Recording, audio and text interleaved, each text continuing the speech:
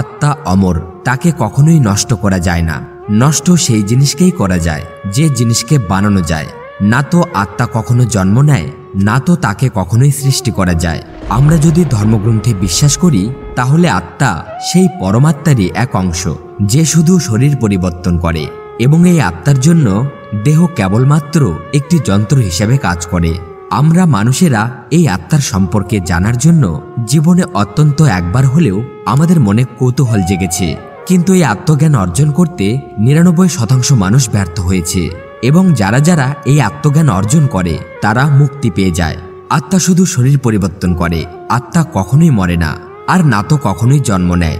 এই কথা ভগবান শ্রীকৃষ্ণ ভগবদ্ গীতায় বহুবার বলেছেন। কেবল একটি বা দুটি ধর্ম ছাড়া পৃথিবীর সব ধর্মই পুনর্জন্মে বিশ্বাস করে।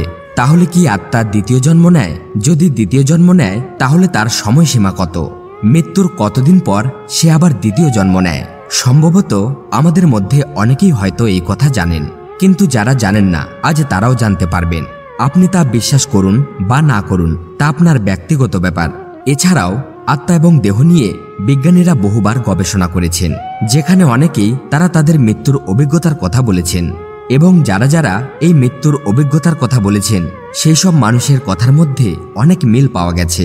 তাই বৈজ্ঞানিকভাবে এটি প্রমাণিত হয় যে অনেক মানুষেরই মৃত্যুর অভিজ্ঞতা রয়েছে। তাহলে কেমন হয় এই মৃত্যুর অভিজ্ঞতা? চলুন আমি আপনাদেরকে জানিয়ে দিই।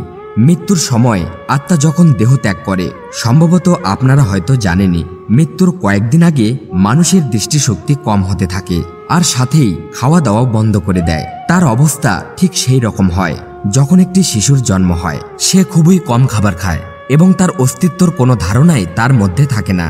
একইভাবে মানুষের যখন মৃত্যুর সময় আসে তখন তার মধ্যেও তার অস্তিত্ব সম্পর্কে কোনো ধারণা থাকে না। তার চোখের সামনে অন্ধকার ছেয়ে আসে, প্রায় সে অজ্ঞান অবস্থায় পড়ে থাকে।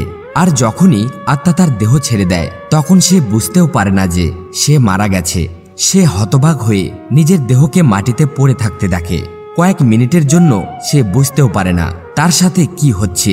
সে নিজের দেহকেই নিজের সামনে পড়ে থাকতে দেখে, আর আশেপাশে থাকা মানুষের ভিড় বা তাদের কান্নাকাটি করতে দেখে। কিছুক্ষণ পর সে জানতে পারে আমি মারা গেছি, আমি দেহ ত্যাগ করেছি।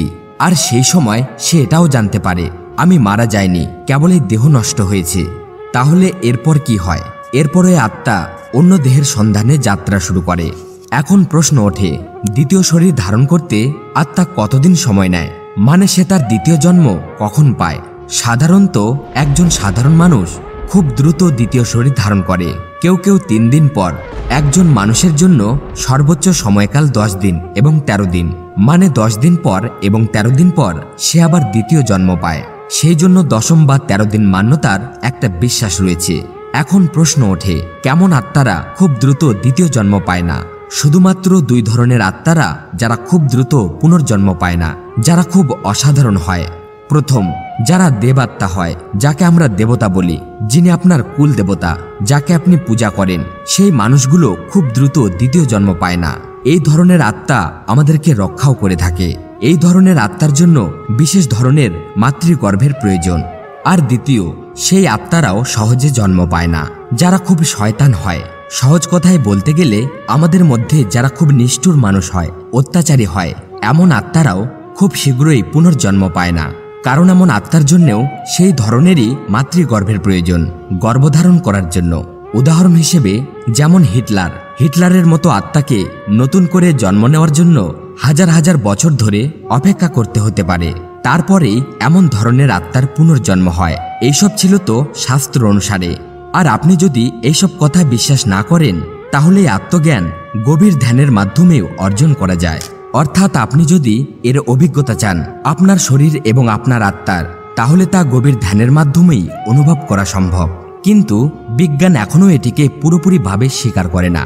বিজ্ঞান মনে করে যে আমাদের শরীরে এমন তো কিছু শক্তি রয়েছে যা আমাদের শরীরকে চালায়, কিন্তু বিজ্ঞান সম্পূর্ণ প্রমাণের ভিত্তিতেই কাজ করে। বিনা কোনো প্রমাণ ছাড়া তারা কোনো বক্তব্য দেয় না। কিন্তু আমার কাছে কিছু প্রশ্ন রয়েছে যার সমাধান বিজ্ঞান আজ পর্যন্ত করতে পারেনি।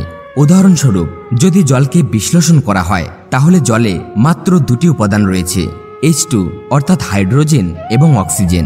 এই কথা বিজ্ঞানও জানে, কিন্তু বিজ্ঞানীদের যদি বলা হয় আপনারা এই দুটি উপাদান মিশ্রিত করে জল তৈরি করুন, তাহলে তারা এটি করতে পারবেন না।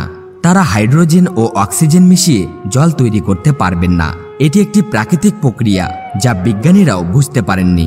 দ্বিতীয় প্রশ্ন, বিজ্ঞানীরা মানুষের মস্তিষ্ক খুলে বলতে পারেন তার মধ্যে থাকা সব কিছুকেই, তার মধ্যে কয়টি কি রয়েছে, কিভাবে এই মস্তিষ্ক তৈরি হয়েছে। কিন্তু একই বিজ্ঞানীরা মানুষের মস্তিষ্কের ভিতরে সঞ্চিত সেই সমস্ত স্মৃতি সম্পর্কে পড়তে পারেন না। আমাদের মস্তিষ্কে যেখানে সব স্মৃতি জমা থাকে, বিজ্ঞানীরা সেই সব স্মৃতি সম্পর্কে বুঝতে পারেন না, অর্থাৎ সেই ডেটা মস্তিষ্ক থেকে বের করাও যায় না। আমাদের এই ছোট্ট মস্তিষ্কে হাজারো জন্মের স্মৃতি জমা থাকে, আর এই মস্তিষ্কের ক্যাপাসিটি আনলিমিটেড, মানে আমাদের এই ছোট্ট মস্তিষ্ক আনলিমিটেড মেমোরি সঞ্চয় করতে পারে। তৃতীয় প্রশ্ন, বিজ্ঞান ও বিজ্ঞানীরা আমাদের হৃদয় সম্পর্কে অনেক কিছুই বলতে পারেন, তার উপর অপারেশন করতে পারেন, সাথেই তার মধ্যে কি কি জিনিস রয়েছে এই সব কিছুই বিজ্ঞানীরা বলতে পারেন।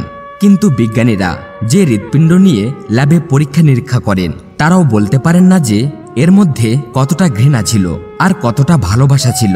এটা ডাক্তারেরাও বলতে পারেন না। তারা বলতে পারেন এর ভিতরে রক্ত আছে, ত্বক আছে, বা এর ভিতরে কিছু আশাও রয়েছে। এই সব কিছুই বিজ্ঞান বলতে পারে, কিন্তু এইসব বলতে পারে না এই হৃৎপিণ্ডের ভিতরে কতটা অনুভূতি ছিল, কতটা রাগ ছিল, আর কতটা ভালোবাসা ছিল। এইসব বিজ্ঞানীদের টেবিলে শনাক্ত করা যায় না। বন্ধুরা, এইরকম অনেক প্রশ্ন রয়েছে যার উত্তর না তো আমাদের কাছে রয়েছে, না তো বিজ্ঞানীদের কাছে রয়েছে। কিন্তু হ্যাঁ, এ থেকে একটি কথা প্রমাণ হয়ে যায়, এমন তো কিছু রয়েছে যা মানুষের নাগালের বাইরে, আর এই সব জিনিসগুলোই ঈশ্বরের প্রতি আমাদের বিশ্বাস বজায় রাখে। তো বন্ধুরা, এইটুকুই ছিল আজকের এই ভিডিওতে। ভিডিওটি ভালো লাগলে অবশ্যই একটি লাইক করে দিবেন, বেশি বেশি করে শেয়ার করে দিবেন, আর এই চ্যানেলে নতুন হলে চ্যানেলটিকে সাবস্ক্রাইব করে রাখবেন, কারণ আমি আপনাদের জন্য এই রকমই আকর্ষণীয় ভিডিও নিয়ে এসে থাকি। দেখা হবে পরবর্তী ভিডিওতে। জয় শ্রীকৃষ্ণ।